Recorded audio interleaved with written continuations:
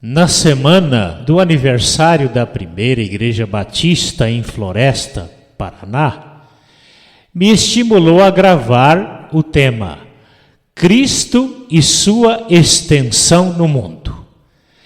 Mas recebereis o poder do Espírito Santo que há de vir sobre vós, e sereis meus legítimos representantes em Jerusalém, em toda a Judéia, em Samaria e em todo o mundo. Atos capítulo 1, versículo 8. A natureza familiar estabelece em nós, como pais, o compromisso na preparação dos nossos filhos para serem nossos legítimos representantes, principalmente após a nossa partida deste mundo.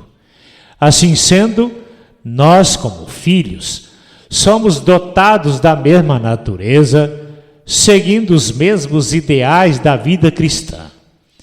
Por sermos filhos, preservamos também as nossas aparências.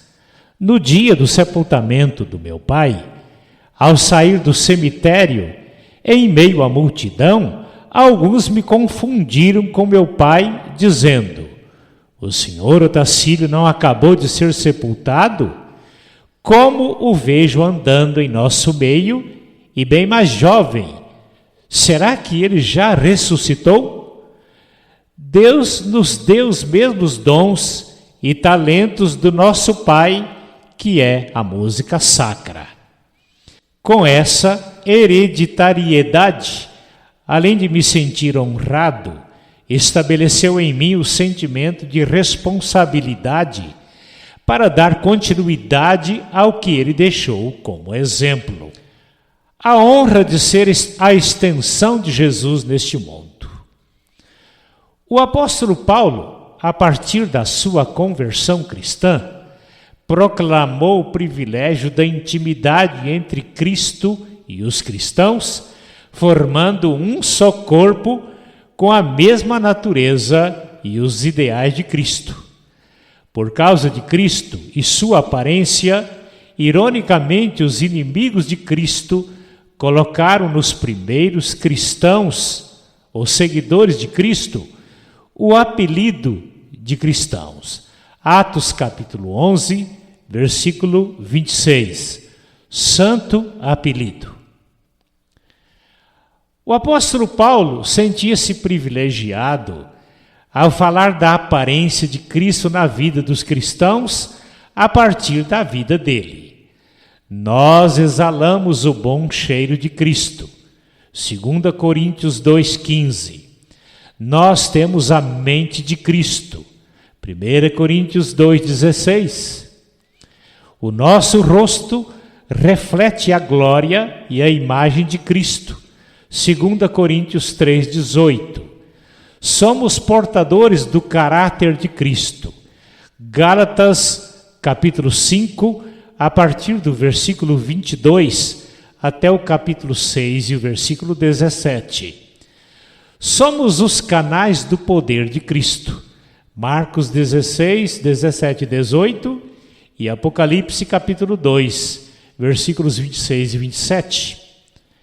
Aguardamos um corpo igual ao de Cristo na ressurreição.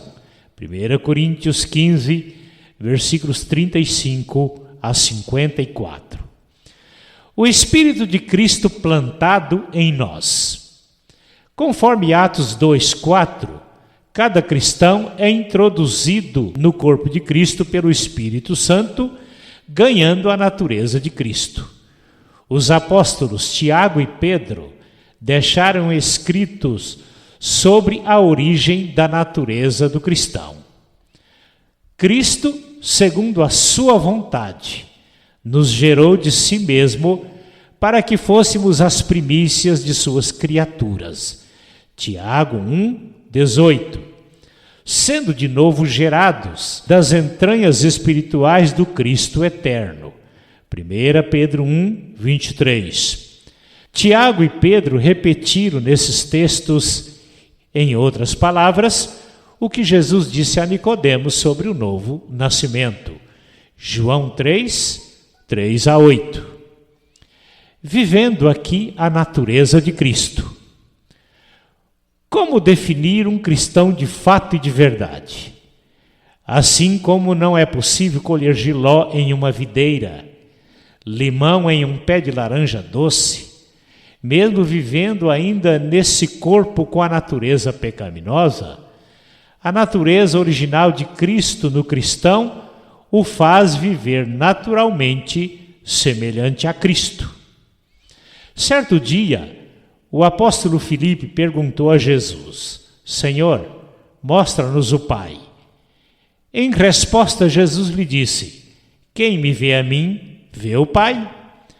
Após conhecer esse texto, despertou em mim uma grande responsabilidade para viver de tal maneira que, se alguém me perguntar como é Jesus, a minha vida cristã deve ser tão autêntica, dando-me autoridade para dizer: quem vê a mim, vê Cristo. Paulo disse: sede meus imitadores, como eu sou de Cristo. 1 Coríntios capítulo 11, versículo 1. Stephen Niels, no seu livro O Caráter Cristão, entre outros, conta a história de dois jovens numa república. Num domingo à tarde, um deles, assistindo um culto no ar livre, aceitou a Cristo e, chegando em casa eufórico, disse ao seu amigo sobre sua decisão. O amigo lhe replicou: eu também sou cristão. O novo convertido lhe questionou dizendo: nunca vi em você o testemunho de um cristão. O outro lhe respondeu: é verdade, mas você não deve olhar para mim, e sim para Cristo. O novo convertido lhe replicou: eu não vejo Cristo, mas vejo você. O verdadeiro cristão, por força da natureza, como cópia espiritual, é também a extensão de Cristo neste mundo. Você e eu temos sido cristãos assim em meio a esta geração perversa?